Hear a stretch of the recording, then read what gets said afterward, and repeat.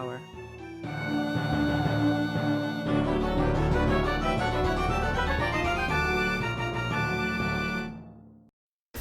On the podcast, Destiny and Perspective share a cigar and whiskey at the Longview Bar after short-sightedness gets in an inauspicious fender bender with tomfoolery. Plus, we continue the complete audiobook serialization of David Weber's Uncompromising Honor. All right now. Welcome to the Baen Free Radio Hour podcast. It's an honor to have you along. I'm Baen Senior Editor Tony Daniel. This time we talk to Charles E. Gannon about his new novel set in the Black Tide Rising universe. It's called At the End of the Journey. In this one, 6 mismatched teenagers out at sea must seek others who were fortunate enough or tough enough to have made it through the zombie apocalypse and try to stave off the complete collapse of civilization. This is Chuck Gannon playing in John Ringo's sandbox, and it's really interesting, good stuff. Chuck will tell us all about it. And we continue with the complete audiobook serialization of David Weber's Honor Harrington series masterpiece, Uncompromising Honor. Now here's the news.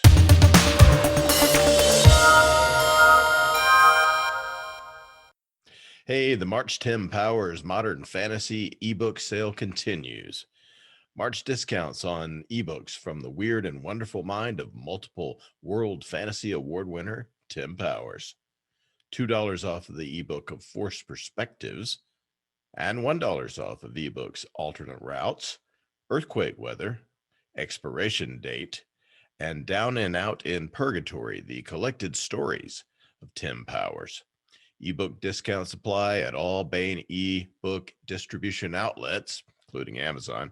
Sale ends March 31st, 2021, when the clocks strike midnight. Hey, the March mass market paperbacks are now at booksellers everywhere. First, there's Forced Perspectives by Tim Powers. Federal agents Sebastian Vickery and Ingrid Castine both are sensitive to ghosts that haunt modern Los Angeles. They may be old hands at dealing with the spirit world of LA, but they have never been in a pursuit so deadly and with the stakes so high. Also out is The 11th Gate by Nancy Kress. When war breaks out between the city-states of the 8 World Alliance, the key to victory and peace lies with 2 unlikely allies. And out in March is Ship of Destiny by Frank Chadwick. When a mysterious alien probe materializes from jump space and remotely reprograms USS Cameron Bay's star drive, Naval Reserve Officer Sam Bitka and his crew begin an involuntary voyage that takes them 3,000 light years out of known space and into the heart of a mystery. Ship of Destiny by Frank Chadwick, The 11th Gate by Nancy Kress, and Forced Perspectives by Tim Powers are now available at booksellers everywhere. I want to welcome Charles E. Gannon to the podcast. Hey, Chuck. Hi, how are you doing, Tony?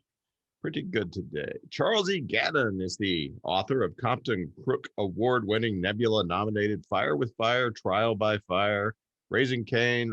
What are the other 2 books in the series? Cain's Mutiny and Mark of Cain, and now through Beyond Terror Press, the Murphy's Law series. Which is set in the world of the... Exactly so. And we'll braid with it very soon. Very cool. He is the co-author with Eric Flint of 1636, The Papal Stake, 1636, Commander Cantrell in the West Indies.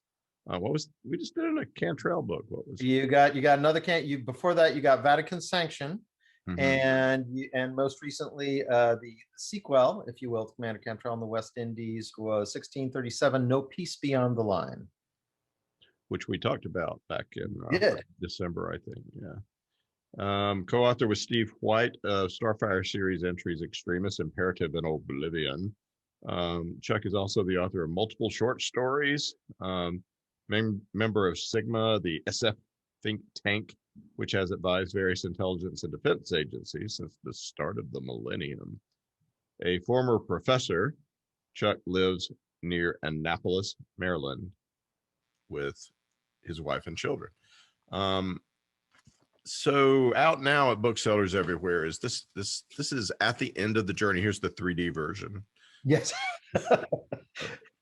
So this is a sequel to At the End of the World, and both of these are Ring of Fire novels. No, they're not.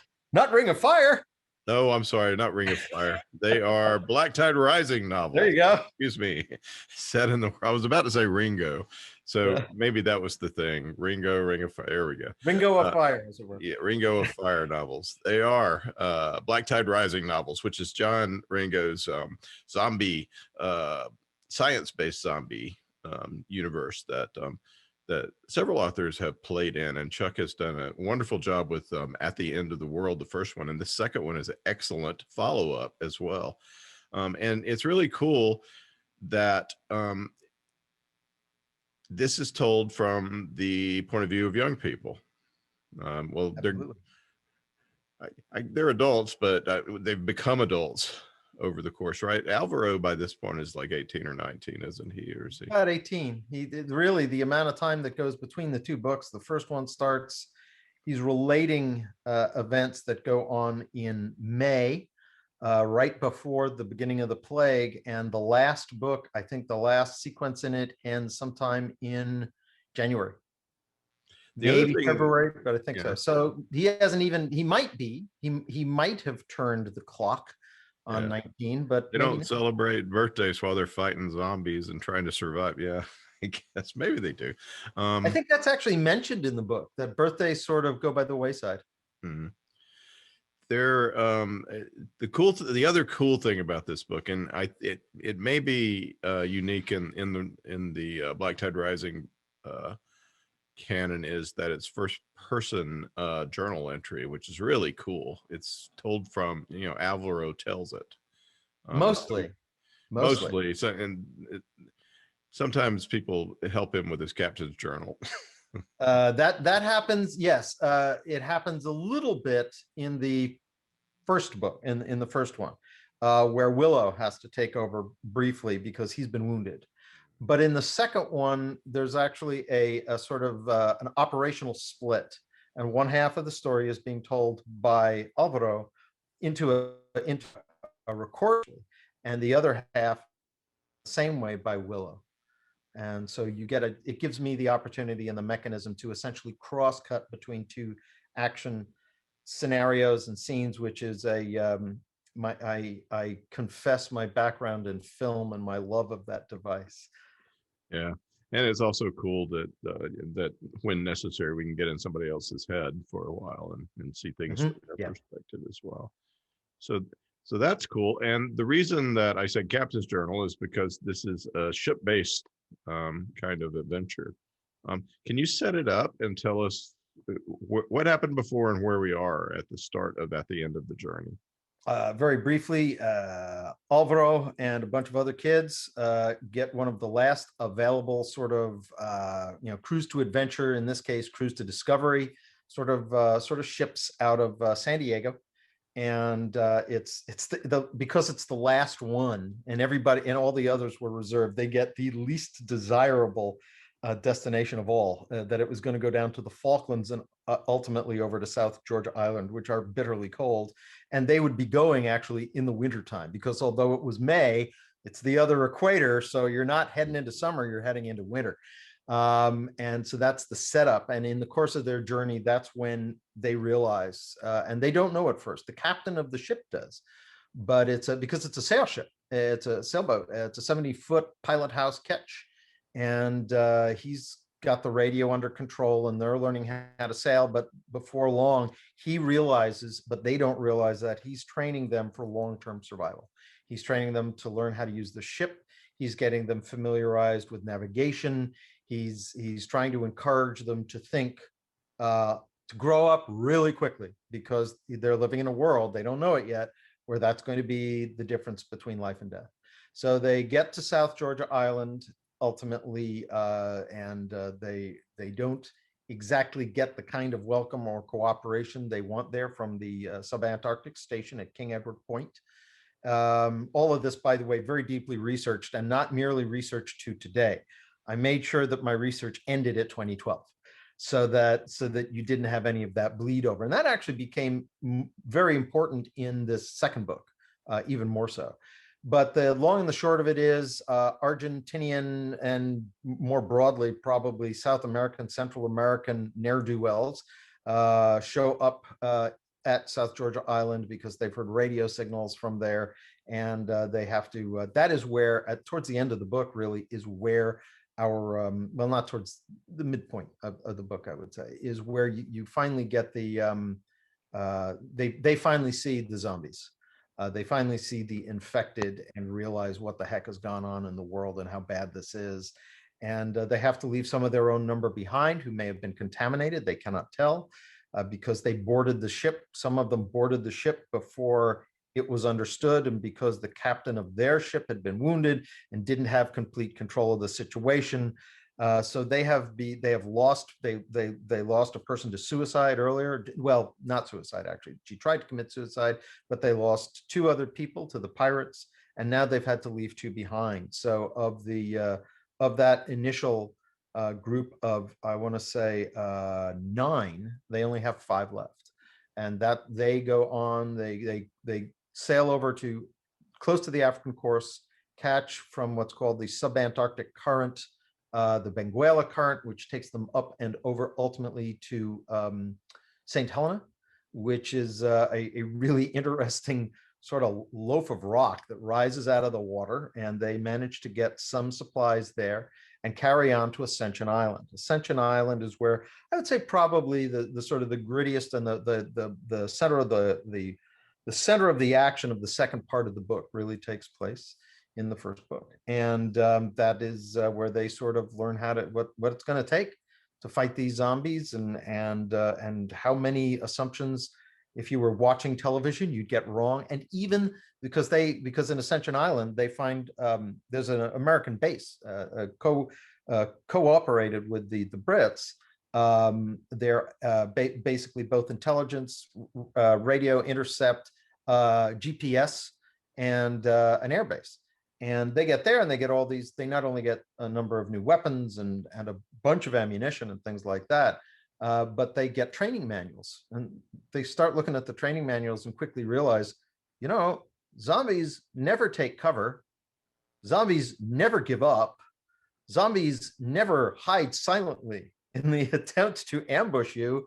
So much of the assumptions that go into even a military manual don't really prepare you for this. And so and the book ends with them finding their way over across the Atlantic to Fernando de Noronha, which is a Brazilian island off the northeast sort of bulge of South America. And from there go to one of the strangest, one of the most otherworldly places I think you could visit on planet Earth from everything I've read about it, which is called Rocas Atoll, which is just insane. I could spend a whole hour talking about Rocas Atoll, but having warned that, therefore you can be sure I'm not doing it. And that's where everything stops. And they realize at that point, one of the last things that happens in the book is they get a radio contact on their frequency. And it is, in fact, Willow. They had to leave Willow behind along with Johnny. And it's that call sign. And it turns out that Willow and Johnny have managed, they survived. They left South Georgia Island and they went on a sort of pickup route all through the various other Antarctic stations, which had been mostly stranded. A lot of them had been wiped out by the plague. One plague got in and then it was sort of like scorpions in a bottle. But the ones that hadn't been contacted before they got the warnings and were able to sort of, if you will, quarantine themselves, is both information that would be useful to a broader effort. You got to remember, these folks don't know anything else that's going on in the Black Tide Rising series. They don't know about the Wolf Squadron. They don't know any of that stuff. And as a matter of fact, what little they hear of it, they think might be pirates. So they've got not. People want to maintain radio silence because the pirates are a very real threat. Absolutely. So zero in on you. They can triangulate on you. And at the end of the first book, the thing they realize that probably the best thing they can do, and it's necessary because they are pretty much the only ones who realize they're aware of it, is GPS is failing.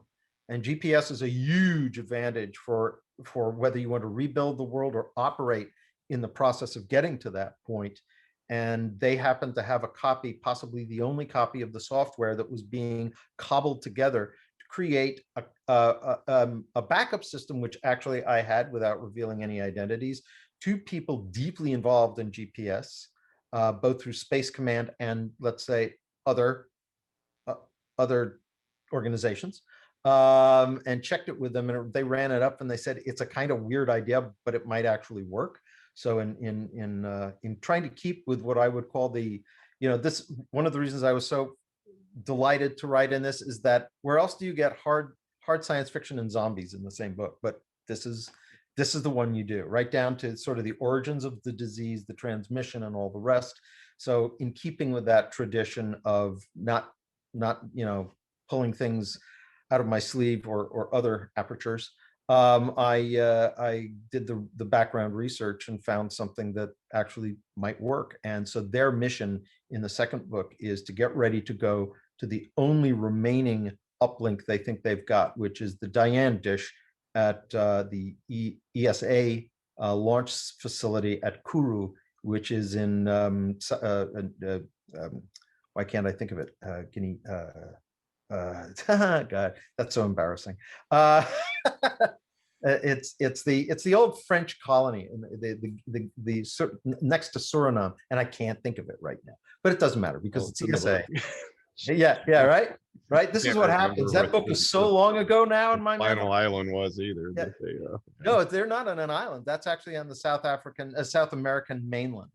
And I should really know that off the top of my head. It's also where Devil's Island is, the famous French penal colony. But it's I think it's French Guinea. It used to be called, but I don't know if that's its name anymore. But anyhow, that's where we are, and it is the mission to Kourou. And they call this whole thing Project Ephemeral Reflex, right? Yes, Ephemeral Reflex. That's the sort of plan to save the GPS. So exactly right. This overarching thing. Pardon me? Sort of the overarching desire of everybody and the stakes are to try to, rather than just survive, which are very good stakes, also is to see if they can do something about this GPS failure, because they do want to maybe try to bring civilization back. Well, they also know that just even in surviving, I mean, even if it was self-interested, think about it, they do actually grow to, I think about 14, 15, 16 people ultimately by the end. And they know that they're going to have to visit other salvage sites. And how are they going to coordinate things? How are they going to be able to locate each other? How are they going to be able to, if they get trapped someplace by weather, by zombies, by the two things together? GPS is this huge advantage to being able to say, here's where we are, here's where we'll be. If we're not, we will update you with coordinates. That's the difference between life and death. And they're looking at each other and they're saying, this is going to be the rest of our lives. And this is, if we don't preserve this tool now, it goes from self-preservation all the way up to global survival. That's how much is on the table. Yeah. And as far as they know, nobody else is in the game. I remember the world before GPS, and you got lost. Probably out in the woods. Usually without zombies chasing around. That was one of the other things that made it a little trickier this time. And if you didn't have a Rand McNally atlas, you could get just lost on the roads. Yes, you could. Yes, you could. Yeah. Of course, you wouldn't have a computer voice telling you to drive into it off a cliff. No. If there's so a worthy goal, but before they get to it, they have several things to do. So Willow's ship is the Legacy, yes, and the other ship is the Voyager, correct?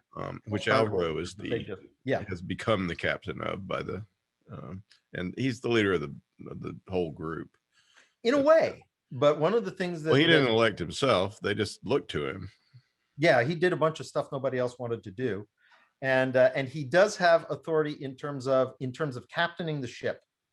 That is, when they're at sea, and they're making those sort of choices, he is that captain. But when it comes to where they're going to go, what they're going to do, how they're going to do it, it is still very much, as long as they're as small as they are, it's pretty much democracy in action.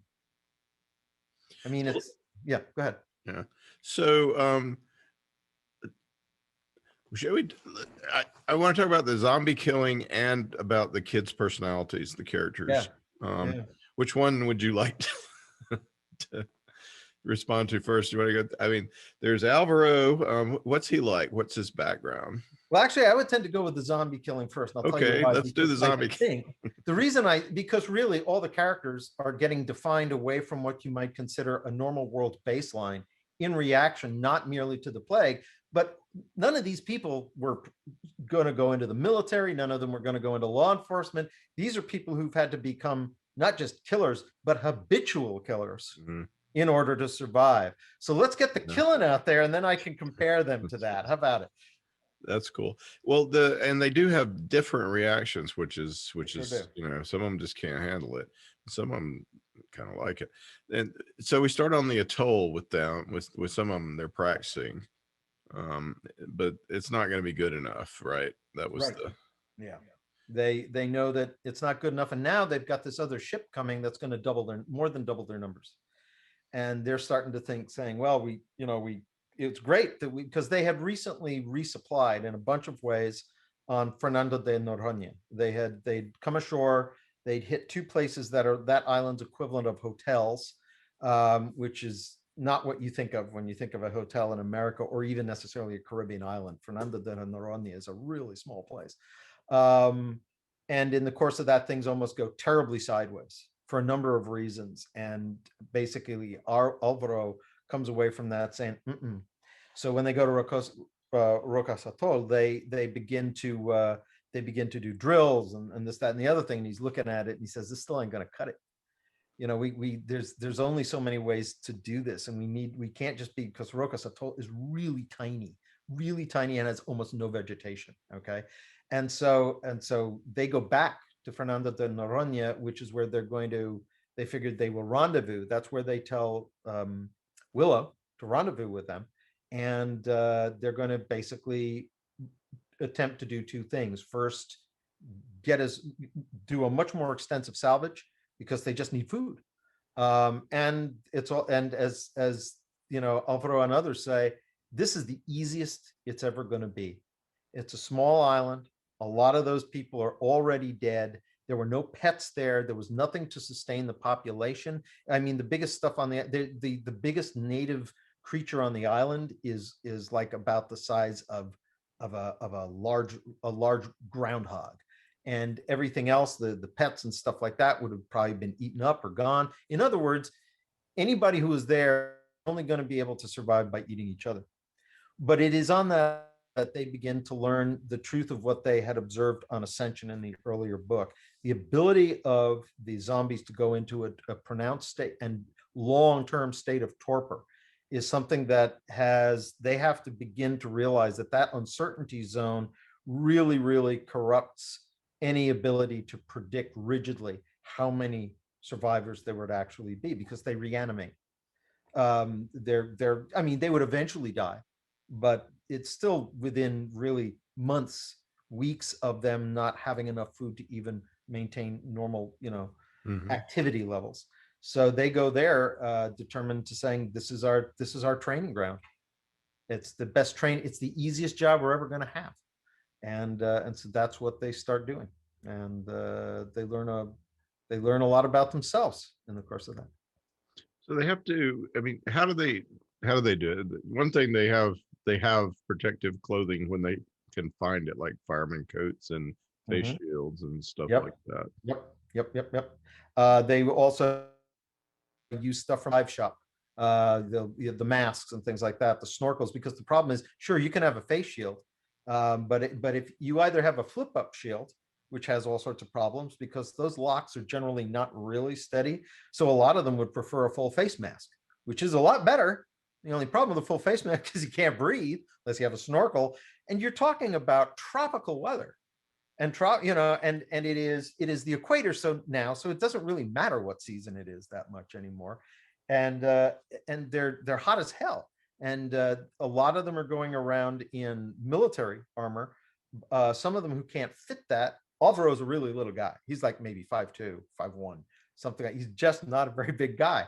And the only thing that fights him that fits him is a fireman's coat, like for somebody really small.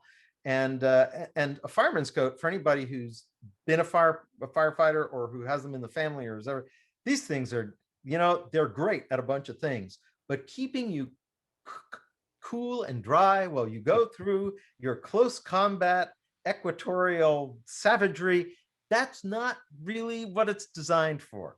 But it is really good at keeping zombie bites out.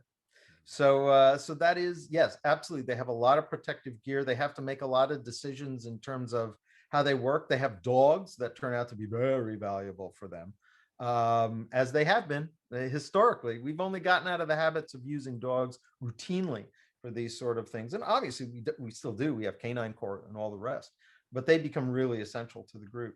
And so these are all the sort of preparations they make, and they like the handiness of certain of the smaller weapons. But the problem with the smaller weapons is when you're hunting zombies, you're hunting something pretty close to bear, because they don't stop. They just keep coming, and hitting the off switch seems to be extra hard, because they seem to, as at one point Alvaro wonders, is there, is part of whatever turned them, because they kind of, it looks like they die briefly and then they come back, and when they come back they're very different.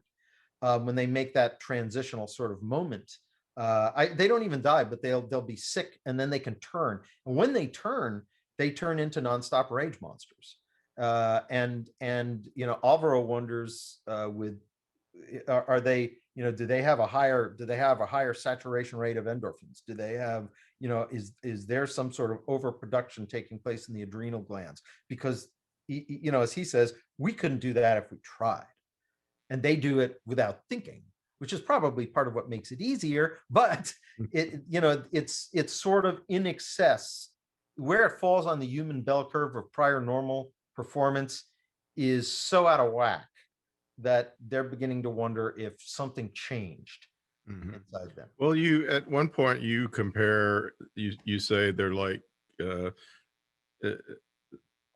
something that took PCP and meth at the same time, and and attacked. It was filled. I don't know, like a gorilla that did that or something. They're very difficult. Kind of like that. So, yeah.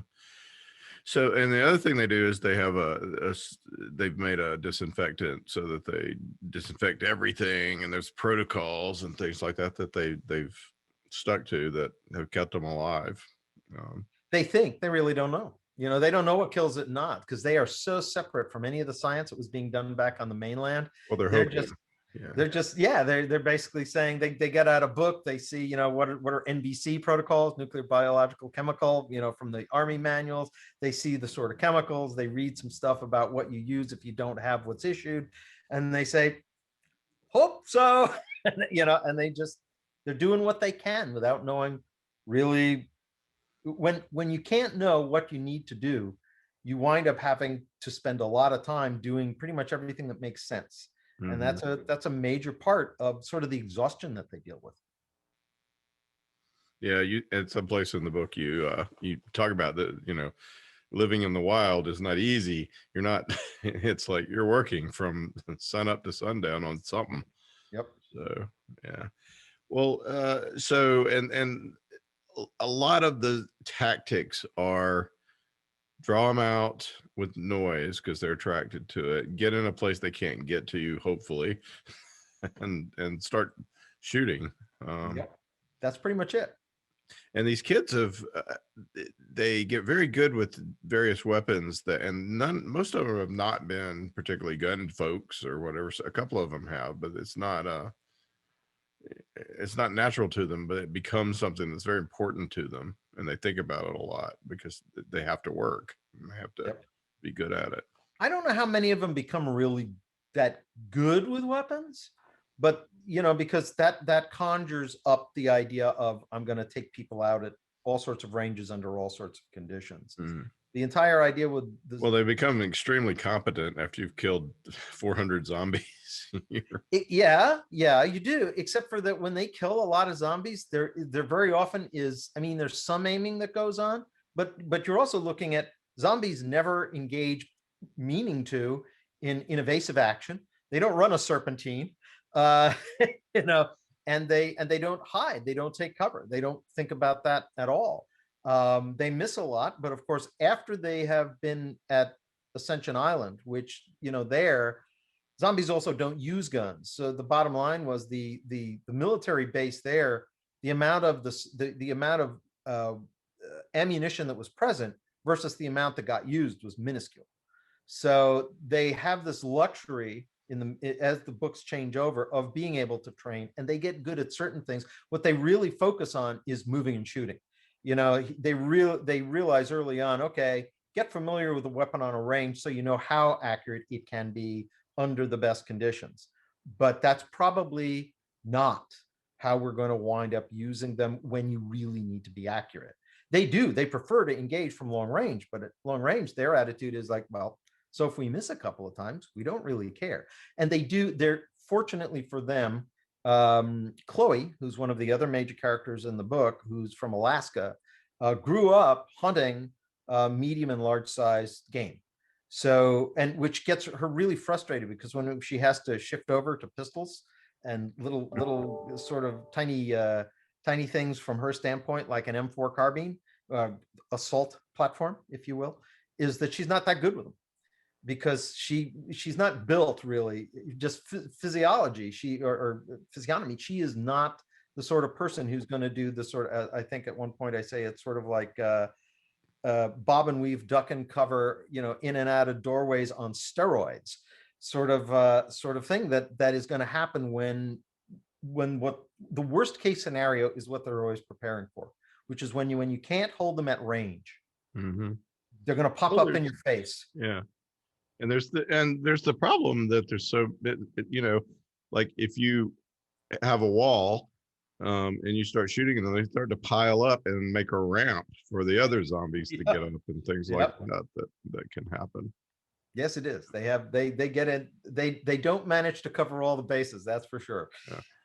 There are unexpected things. So speaking of Chloe, all right, so there's Alvaro and Chloe are together at the beginning of the book. They're boyfriend and girlfriend. By this one, yes, absolutely. Yeah. Absolutely. And their relationship evolves throughout. So there's that going on, which is kind of cool. Alvaro he's got like a bundle of energy guy. But he started out as being a little bit like, what am I doing here in the first book, right? Oh yeah. Yeah, absolutely. He's come into his own, as it were. So. Yeah, and I think the other thing about it is he's, what Heinlein said about the person you most want to be, for instance, a president is the person who actually doesn't want the job. Mm-hmm. That's kind of like what Alvaro never saw this, and he's learned, because he was a little guy, he had to be pretty shrewd about the fact that he had to conceal the fact that he has an almost, and in many cases, absolutely photographic memory. He just remembers what he reads, and even like down to charts and tables and things like that. And the fact that he actually got to be pretty good at Aikido.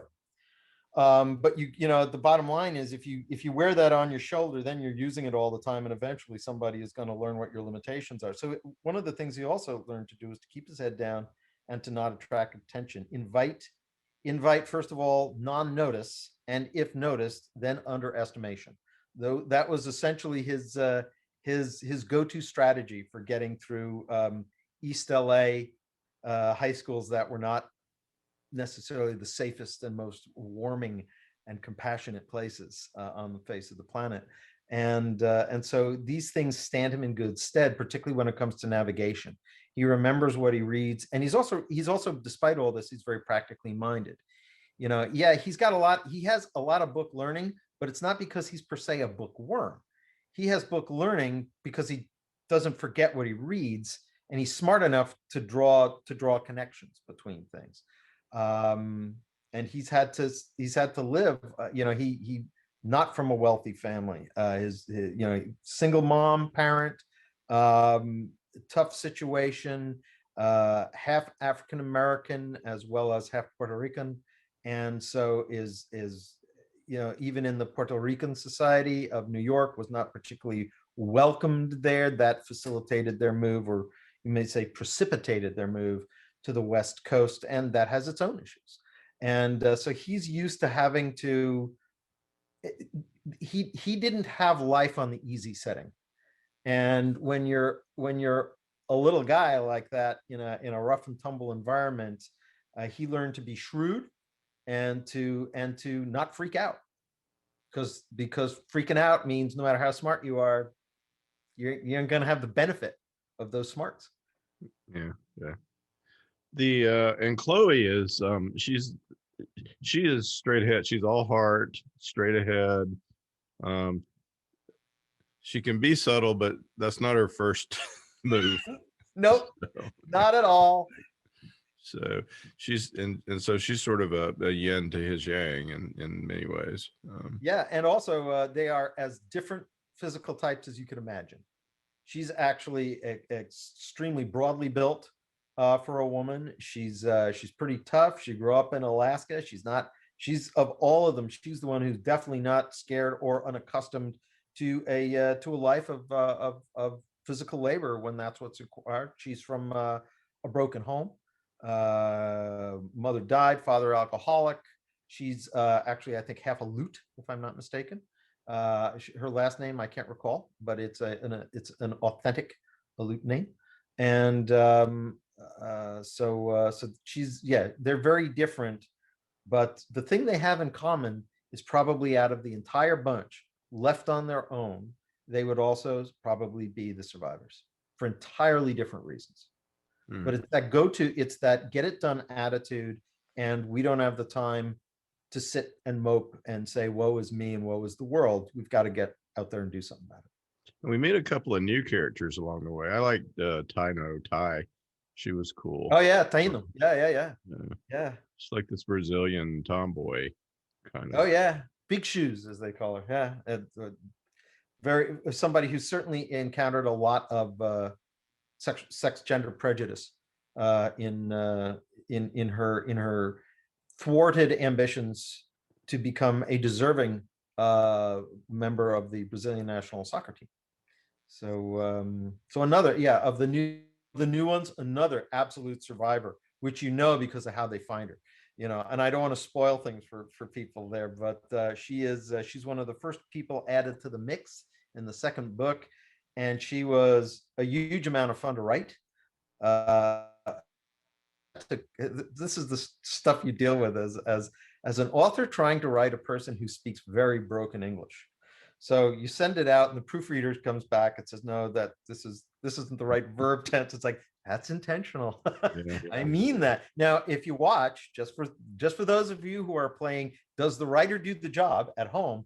You will note that her English becomes better, and she begins using more idioms and correctly, and that's quite intentional. That's quite intentional. That's cool. What was the other thing about her that I liked? I like that things were that she had come to look at life as sort of as a trade, as a you give me something and I'll give you something, and there's nobody doing stuff for each other, and she slowly loosens up a little on that, which is cool. Yeah, it's not all at once, that's for sure. Yeah. She's had a pretty rough background, even rougher than anybody else. Yeah, there's very strong intimation of, if not sexual assault, that she was really close to it. And I leave that open because all I can say is, if you open that door, it's a door that's so important that you have to dive through it, I think, to do it justice, that it doesn't just become some other plot feature. Yeah. And it's got to shoot the gun if you're going to put it in there. And the other thing, she's very good with a machete, which is cool. Oh yes, yeah, so absolutely. We see some instances of that. Also, another very fun character is Ozzy. Oh yeah. So talk a little bit about what's the island of Mystique that you create. Yeah, is real island. Everything's real. Yeah, and Ozzy, who they meet. who they think might actually be someone. Well, his full name, his legal name now, we don't know what his real name was, because you know that he wasn't born with the name Ozzie Nugent. No. But that tells you a little bit about what he did as a career before the world went to hell. He was one of the world's leading, if you will, packagers and impresarios for the highest quality tribute bands you could imagine. And that's what he did. And when you think about that, and there's a lot of money in it, but there's a lot of travel. And you think about everything that a road company does for a rock tour. Now you're talking about it, but almost the same sort of requirements, right? But you're doing it with an exponential factor less money. It's still a lot of money, but the bottom line is you're not just hopping on you don't always have more money to throw at a problem. So he, in the course of his existence, learned to do a lot of things. And as he said, the only reason he probably, he never got into drugs. And as he said, the reason I was probably successful was that I didn't, my ego, I was always able to be a team player. And maybe that's why I wasn't a star, because, I could live without being, the bride at every wedding and the corpse at every funeral, so to speak. And maybe, as he says, maybe that's what you have to do, because it's kind of crazy getting out in front of tens of thousands of people every night who've come to see you and what you're going to do live at that moment. So he has a very interesting perspective. He was, as you can tell, he was a huge amount of fun to write, because he's that sort of character, I think, that you can dismiss easily enough, reasonably enough early on, as sort of a bit character part. But as the book goes on, you realize he's anything but. Well, he's got some skills. So, yeah. I don't want to spoil it, but yes, he's got some skills. Yeah. Well, he's cool and he's fun. Just his chit chat is fun. Yep. So, and it keeps them all from getting over in a very overly, this is a serious time, and it's a serious. He lightens things up a little bit for everyone as well. Yes, he does. So that's cool. Oldest, by the way, by far the oldest person in the group. Yeah. Probably somebody in his late 40s, early 50s. Yeah. Well, he seems like he's, he's not Ted Nugent, but since it seems that he has taken on the method acting role in some ways, because he's good at some of the things that Nugent is good at. So, which is cool. It's fun. Like, it was. And he's kind of a prepper. Yeah. Oh yeah. Like he says, you fly people around. That's why he knows some of his skills, because the bottom line was he in that business, which is true, you can get left hung to dry very easily. And so if you want to make sure that you get to the gig and you don't default and lose all the money you made at your last gig by making the gig you were supposed to be at whole by paying them for, not showing up, you start saying, well, what can I do to minimize the chance of that happening? You get into some pretty interesting skill sets as a result of that. Yeah. And there's also Ning, who I liked a lot as well, because she is cold as ice, and we don't know entirely her background, but she killed some zombies, a lot of zombies in Antarctica, which was cool. Just her recounting of it in that sort of way, of like, then I did this, then I did that, and she didn't even. There was no boasting about it. It was just like a cool recounting. Yeah. Yep. She creeps them out. So. Yes, she does, because they can't figure out, and she's not forthcoming. And as they, one of the things is, she was supposedly there in almost at the, and it's again another absolutely real base in Antarctica. China, I think it's called the Great Wall Base, Antarctic base, and she was there supposedly in a sort of human resources role. It's a base with maybe 120 people. Do you really need a human resources person there? And then you consider what her clear skill set is, and you start saying, and they all start saying, Yeah, how did that human resources pencil pushing go for you? You know, so there's and she's a mystery. She's a mystery. Yeah. Well, she's fun. So what else can we talk about without giving anything else away? Have we skipped anything that's important? I think that's a I guess it depends on the seagoing, you were also asking about Mystique. yes. So Mystique was a lot of fun to write and a lot of fun to research. It's where Princess Anne had a house, I think, and the royal family, the British royal family, still goes there a lot. I think they may still own a property there. David Bowie had something there. A lot of I forget all the names. 3 or 4 rock stars. And a lot of the ones who don't own something have gone there. Probably all of the Rolling Stones have been, have spent extended periods of time there, either in a rental, possibly. I think one of the Rolling Stones owned a house there for a while. It is an unusual island with an unusual charter. It really isn't part of a nation, which is kind of weird. It is served. It has integration with certain nations in the Caribbean, but isn't part of them. And the ownership and the way it's governed, and it's bizarre because the amount of money in that place is just nuts. And yet there's like 1 or 2 restaurants outside of the 1 or 2 hotels that are more like country clubs. It's a very, very unusual place. It's not built up. It doesn't really. It's had got 1 jetty that comes out of the western side of the island, and not a big one. I mean, if you go there on a cruise boat, first of all, you only get there to go and look, because it's essentially it's all private property.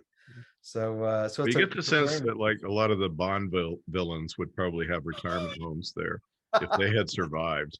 Absolutely. And what was fun about that was because it was a one of the things that I had in the back of my mind at certain moments of this is the total surreality of it. One of the things that I think John does so well in his book is that he creates a sort of uh, an intensified surreality.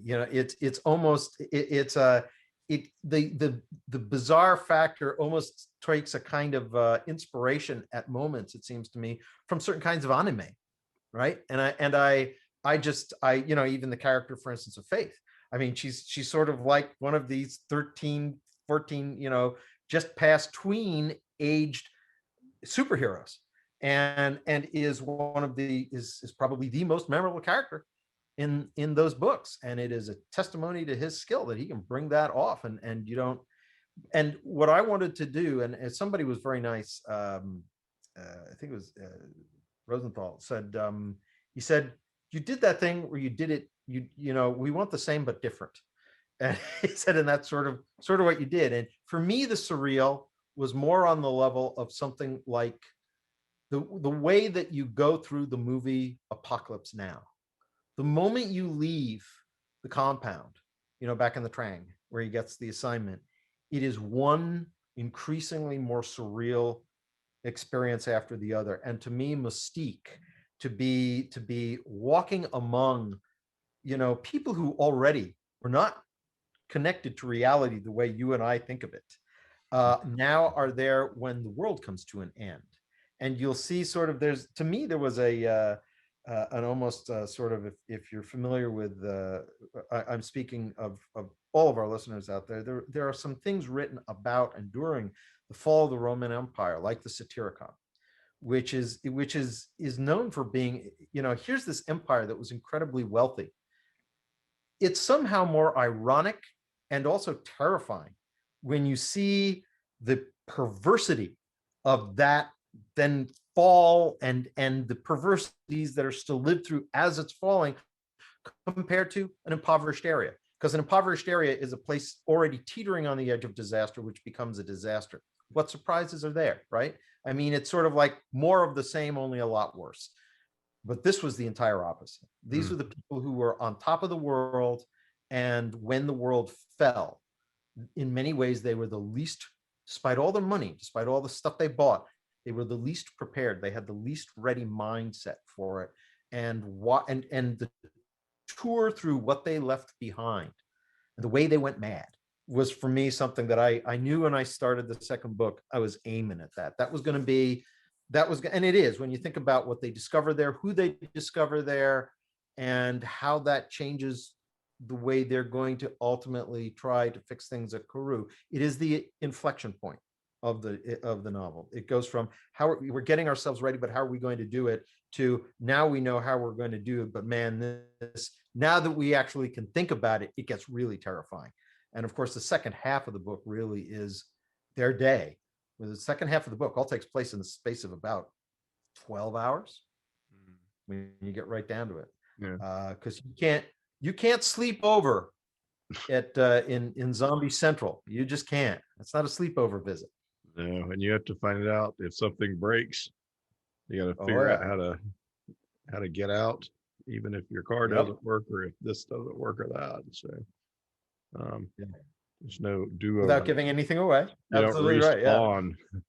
respawn. That's right. Yeah. You didn't have a save that you can start from. Absolutely. Yeah. So what are you working on now, Chuck?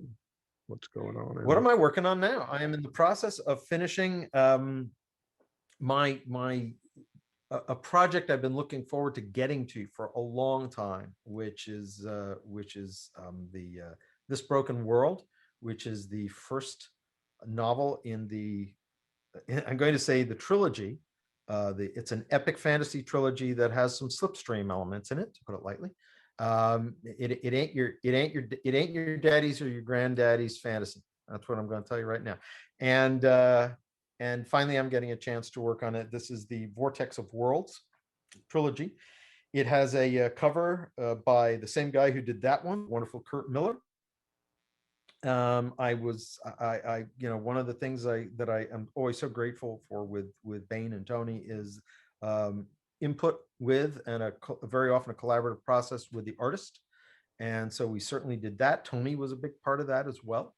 And I am just loving it's a cool writing cover. this book. It's got a picture of a dragon with hands. Yeah, we'll see about that. We'll see about that. Yeah. Okay. And there's things on the covers, the significance of which will only become evident as we move through the trilogy. I will tell anybody, because everybody in the world knows that if Bain has a series out there that people like, trilogies can, it's funny how many 9-book trilogies there actually can be out there. So, and I'm not saying this is bound for that. I don't have that sort of inflated opinion of myself, but it has a lot of legs. And the first book is a lot of fun to write, but also probably the most challenging, because what I'm doing is I'm writing books 1 and 2 right after the other. I'm finding that's a really good method because of how deep I dive into worlds. And so it's good to keep my head in the same place and get through sometimes 2 books. And the first book, of course, in any series, you're doing world building. And the world building in this one is tricky for a number of reasons I can't even talk about, because it's not going to become obvious why they were tricky until some of them will be immediately obvious, but some of them won't become obvious until the 3rd book. But suffice it to say that a lot of things in this book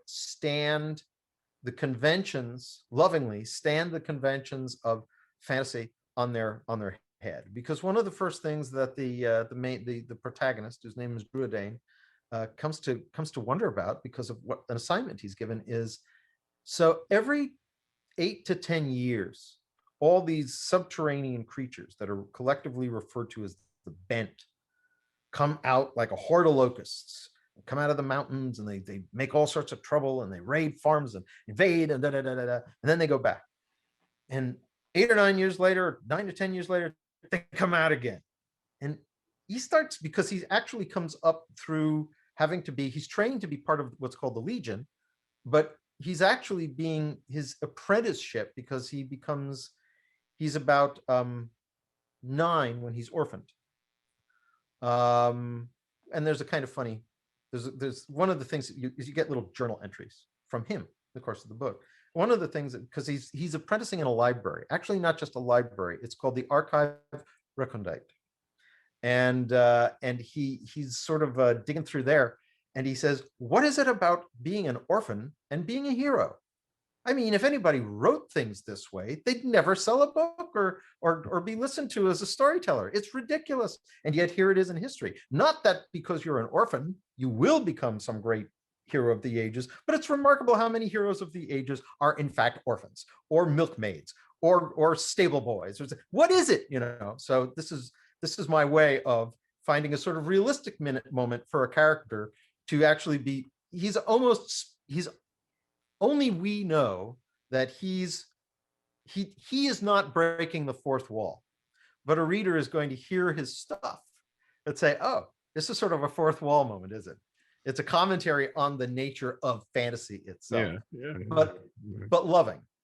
And he runs into more and more mysteries. And all I'm going to say is what starts out as a sort of comedic component in a lot of ways becomes more serious as time goes on. But then it wouldn't be one of my books if it didn't. Well, it sounds great. And it is, it's This Broken World is the name of the novel? A novel, This Broken World. And the name of the series is The Vortex of Worlds, or just Vortex of Worlds. Yeah. Mm-hmm. Cool. Really looking forward to that. Well, out now at booksellers everywhere is At the End of the Journey by Charles E. Gannon, which is it's a wonderful little standalone in its own right. It's also a sequel to At the End of the World. Those characters that we started loving in that book continue on, and we find out many things about their fates in this one as well. Chuck, thanks so much for talking with us about At the End of the Journey. It is always a delight to be here to talk to you and to the entirety of the Bain family. Hi, everybody. Thanks for making this the greatest job that a guy could have, because it is.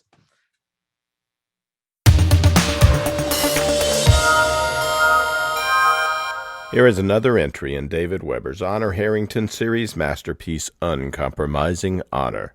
Honor keeps her promise. The Solarian League. For hundreds of years they have borne the banner of human civilization, but the bureaucratic mandarins who rule today's League are corrupt and looking for scapegoats. They've decided the upstart Star Kingdom of Manticore must be annihilated. Uncompromising courage. Honor Harrington has worn the Star Kingdom's uniform for half a century. Very few know war the way Honor Harrington does. So far, hers has been a voice of caution. But now the Mandarins have committed atrocities such as the galaxy has not known in 1,000 years. They have finally killed too many of the people Honor Harrington loves. Uncompromising vengeance. Now Honor Harrington is coming for the Solarian League, and hell is riding in her wake. And now, David Weber's Uncompromising Honor. Mount Royal Palace. City of Landing, Manticore. Manticore Binary System. Star Empire of Manticore. Empress Elizabeth III looked at the men and women around the gleaming Ferran wood table and thought about the other men and women she would never see again. What was already being called the Beowulf Strike was less than 18 hours old, and it was unlikely they'd know the final death toll for several days yet, probably weeks. And possibly, she told herself drearily, and most probably of all, we'll never know it. Frantic search and rescue operations were underway, although the odds of recovering more than a handful alive were minute. No one would be calling them off anytime soon, though. If anyone understood how that worked, it was a Manticoran who'd survived the Yawata strike.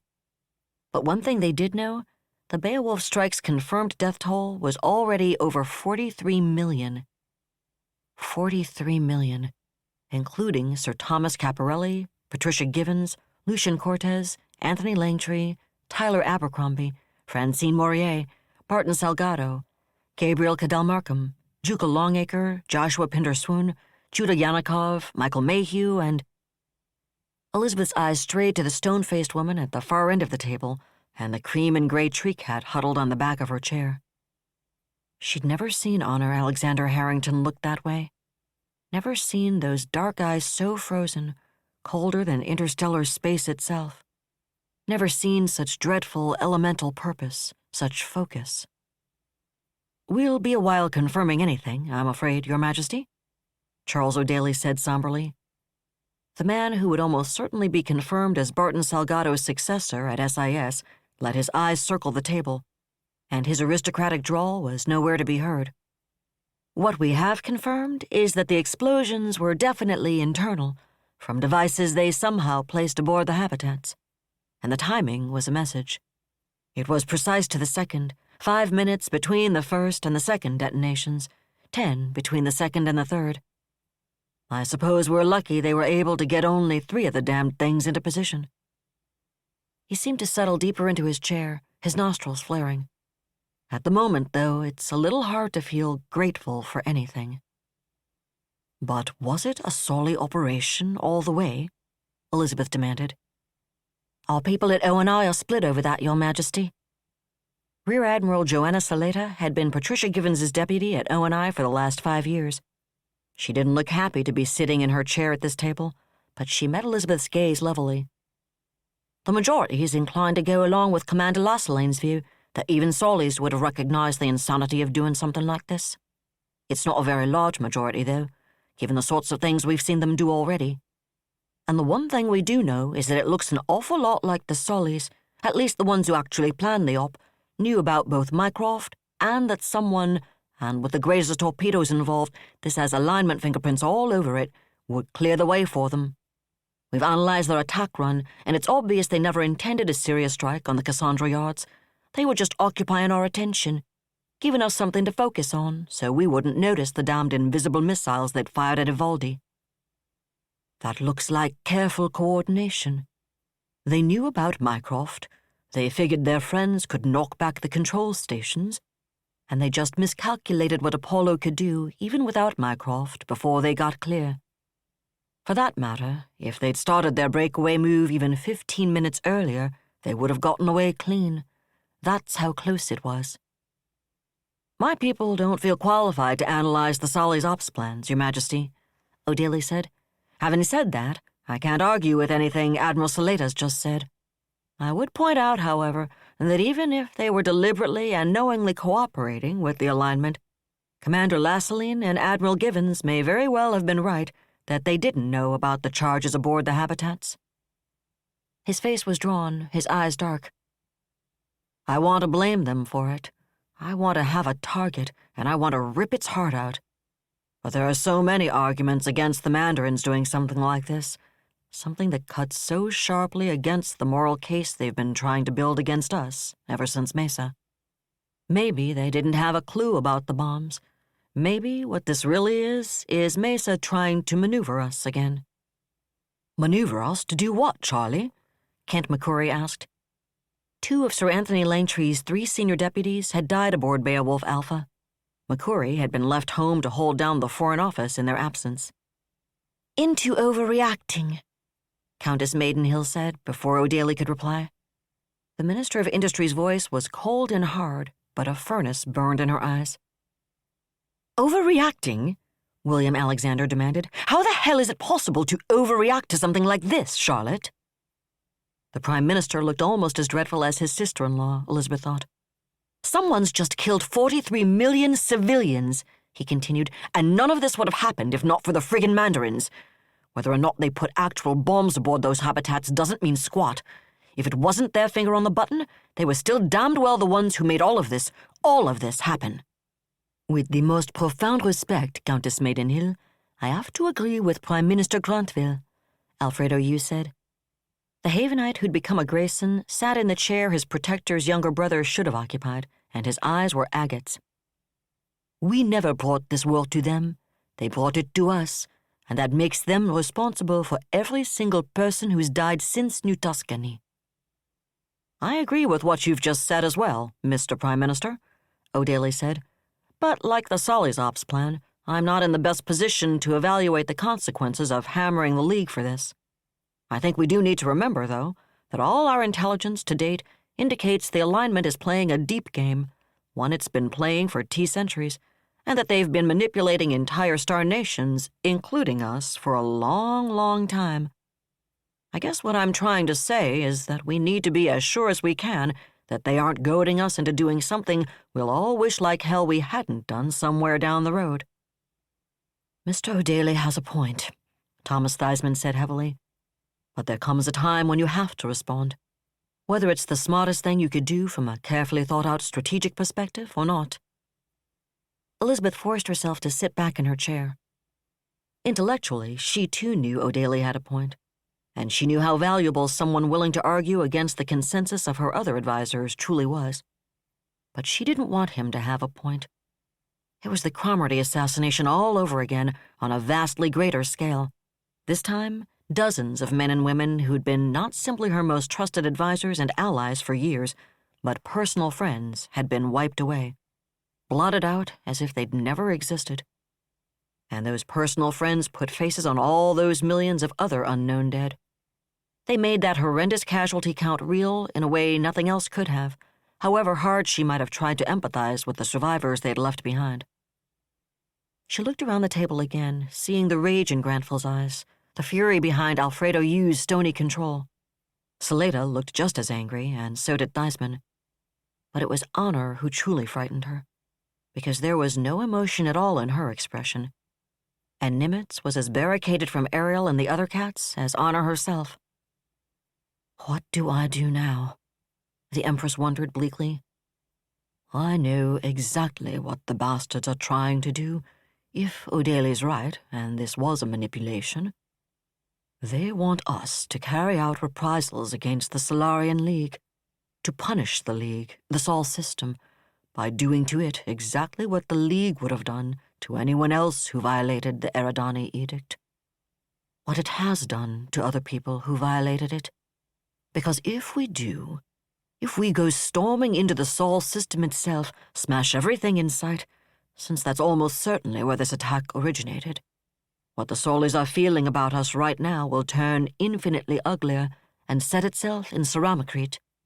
They'll never forgive us if we kill millions of people in the human race's home star system, whatever justification we might offer, might actually have. It won't matter whether it takes 10 years or 30 or 100 either.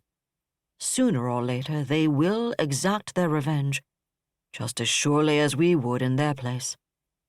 That's exactly what we've been trying so hard to avoid from the beginning. But Theismann's right, too. We can't not respond to this, unless we want the murderous bastards to do it again and again, while the friggin' Mandarins go right on enabling them every step of the way. It doesn't matter, Honor Alexander Harrington said into the ringing silence. It was the first time she'd spoken, and Elizabeth could hear the ice crystals in that soprano, taste the searing rage under that frozen surface. None of it matters, Honor said. We've been patient. We've waited. We've tried to minimize the death toll, tried to be the voice of sanity. We've tried, and none of it matters one damned bit to those men and women in old Chicago. They don't care how much destruction there is. They don't care who dies, and if that's the way they want it, so be it. She looked around the conference room, and Nimitz raised his head, his ears flat, his fangs half-bared. We've always known something might change our strategic calculus. That was always part of our thinking, and now it damned well has. I'm through taking the long view. It doesn't matter who did it. What matters is that it has to end, Elizabeth. Those icy brown eyes locked with her monarch's. It has to end now.